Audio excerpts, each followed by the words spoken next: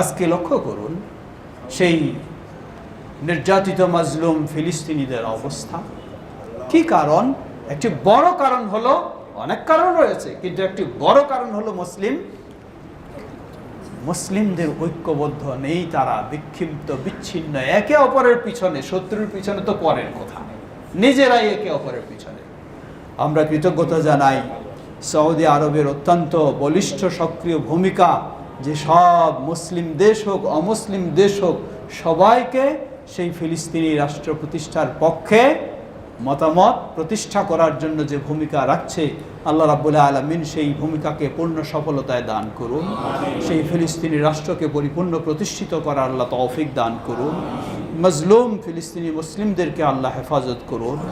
ঘাতক সন্ত্রাসীদের, সেই ইহুদিদের আল্লাহ তাদের ষড়যন্ত্রে তাদেরকে ধ্বংস করে দিন। মুসলিম উম্মাহকে তাওহীদ ও সুন্নাহর আলোকে ঐক্যবদ্ধ হওয়ার তৌফিক দান করুন।